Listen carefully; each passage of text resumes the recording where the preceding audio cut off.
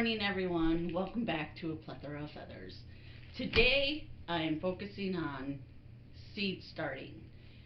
And here in Minnesota, we start our seeds indoors around end of March to the middle of April. Hopefully what I talk about will be informational and will give you ideas for your own garden. My beans last year, I ended up having to replant 2 or 3 times. So I have my beans here. I have 2 types of broccoli I'm gonna do. I have, let's see, 2, I think it's 2. Yep, 2 types of carrots. I'm gonna do cauliflower. I am going to do, last year, did not have any luck with kohlrabi, even though I had a double net up around my garden, the rabbits just kept getting in there. So this year I'm going to try both regular and the purple kohlrabi.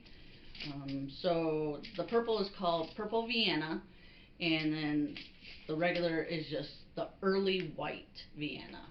I'm going to put like little plastic tubs type things, you know, to set over it. The top will be open, but they're about probably 1.5 feet tall. So I'm hoping that's going to be a deterrent from the rabbits if they happen to get into the garden from chewing them down right away before they even have a chance to grow. So I'm going to do just, I can speak very well. I'm going to do just the long regular onions. I do have onion seeds. The purple is a countrywide hybrid and the yellow is a Walla Walla. I've never started onions from seeds before. Haven't had the best of luck with the onion sets. So I'm going to start these probably in the next 2 weeks to 3 weeks, because you have to start these indoors because it takes quite a while for them to get going. Out of all my seeds, this is going to be the first thing that I'm going to start growing. So I will let you know how well that turned out. Last year I did grow Indian corn, but unfortunately I believe it was either the badger I have on the property, my raccoons, or a combination of raccoons, badger, and possibly the groundhogs that I have here. They ate every single ear of corn, including the Indian corn that came up. I got, well, not every single Indian corn. I literally got 3 ears that were about that big. And so I was able to get those and dry them, and I'm going to use those this year possibly for growing. However, by some off chance they don't grow, this is miniature ears of Indian corn, and I got the dark blue miniature it's called, and I also got the mini ornamental Indian, which is a multiple of colors. So I'm going to try growing those. I'm really big into fall. That's got to be my favorite season. Not just because of the harvesting, but the colors, the temperature in the air, the smell of the leaves, all of that. So I'm going to give those a try. Now, like I said, last year my parsnips and carrots did not come out, so I'm going to try them this year. I was informed of a little hint with parsnips or parsnips and carrots both. They're not big on a lot of water, and right away in the spring we normally get quite a few downpours, and I was told if you put, after you put the seeds in, put cardboard down over the top until like the rainy season passes. I mean, make sure you take it off a little bit every here and there so they can get watered, but you don't want them getting drenched is what it is. And so I'm going to try that with my carrots and parsnips this year, and I'll let you know how that turns out. I'll bring you along while the growing season. I do have peas I'm going to try again, and this year I'm really going to focus on peppers. peppers and my Roma tomatoes. And the reason being, I want to make my own chili powder, I want to make my own paprika, and of course, just having dried peppers for, you know, chilies and spaghettis and casseroles and whatever you want to put it in. So I've got the Anaheim chili pepper. I have my sweet banana peppers, which I actually pickle up, and I love to put them on sandwiches or in wraps and salads. They're really, really good. I have the habanero pepper. Now, there is a non-hot habanero pepper. I think it's called habanada, I think it's called. I'm not sure. It's from Traditional Seed. Yeah, Traditional Seed Company.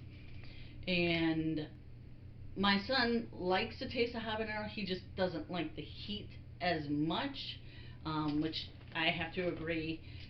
I can't even eat them anymore the older I get. So I'm going to try the habanada pepper. The Italian pepperoncini, I think that's how you pronounce it.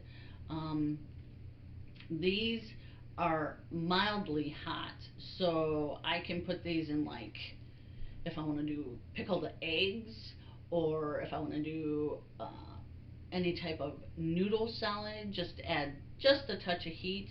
These are really good for that. And then, of course, the jalapeno peppers, which you can also put in with pickled eggs, and slice them up, put them in burgers, put them in meatloaf. You can dice them up really fine and put it in meatloaf. And you can, of course, make the poppers and all that. So I have heard of cowboy candy that people make with the jalapenos. I don't know if I'd want to try that because of the heat factor. However, just like the habanero, they do make a seed that's called jalapinada, I think, something along those lines. Also, it's another one that you get the taste of the pepper, but not the heat, which is really nice. And then, of course, my cayenne pepper and my orange bell pepper. I have a red bell pepper, the yellow bell pepper. I am waiting for seeds to come in for my Anaheim pepper, which will be my paprika pepper.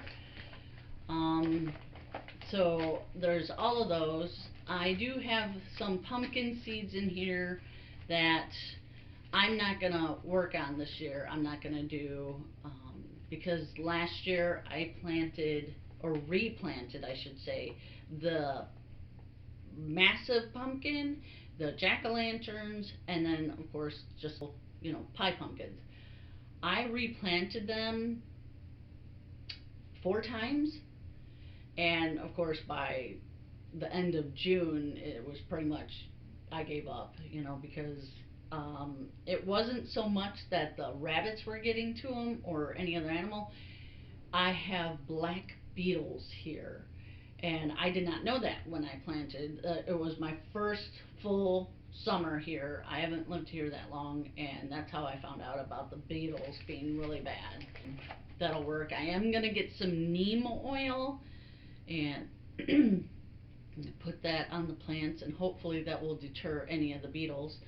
However, I am going to try orange watermelon this year, and this one's called Orange Tender Sweet. And it looks like it gets to be fairly good size, so I'm hoping, you know, that it'll turn out really well.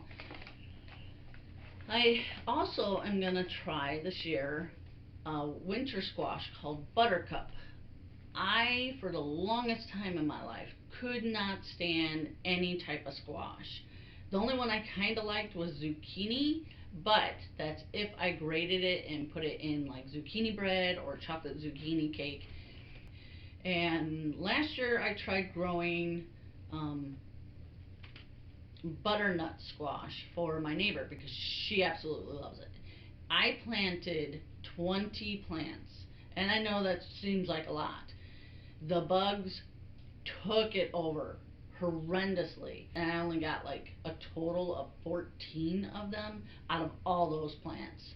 So I'm hoping this year I'll be able to do these. And of course, you know, more zucchini. I have my cabbage was destroyed last year from the rabbits.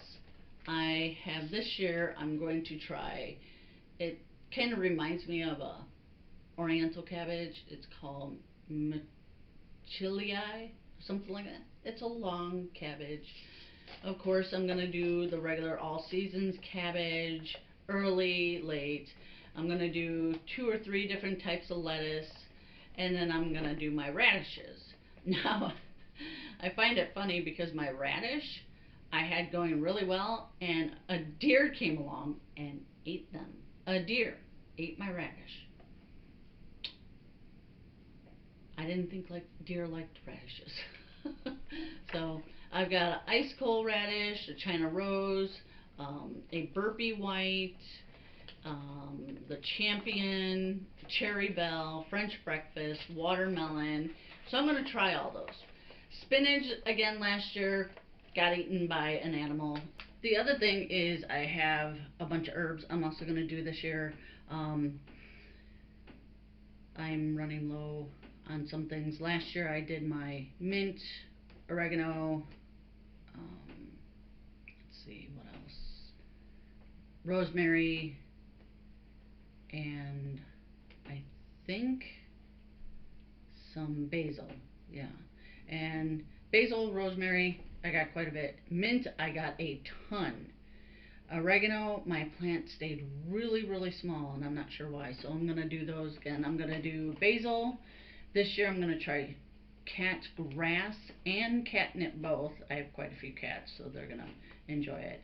You know the chamomile, because you want to put that around your your cabbage and, you know, squash area. And I'm gonna do cilantro so I can make my own salsa and jar that up again. And I'm gonna do dill. I'm gonna grow echinacea for the tea. I'm gonna grow fennel. Let's see, 2 types of kale. I want to be able to dehydrate that, so if I ever make soups or stews, or any type of dip, I can have that on hand. I'm going to do lemon balm, marigolds, you know, because I said you want to plant that around your garden, mustard seed, parsley, sage, and a few others. So that's my plan so far. You know how it is when you're gardening, things always change. But I'm going to start my seeds here in a few weeks for the onions, and I'll do a video on that and you can follow along.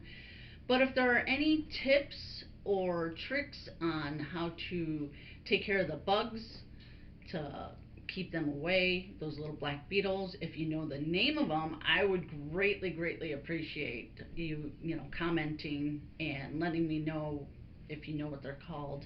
I am in Minnesota, so that might help narrow it down. I haven't looked myself, which I'm sure I could do. It's just kind of busy a little bit, taking care of chickens and planting a garden and a house and all that stuff. But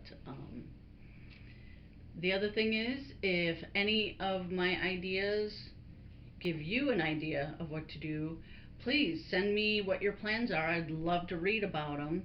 And if you want to hit that like and subscribe, that would help me out a lot, and I'd appreciate it. And I look forward to seeing you guys next time. See ya.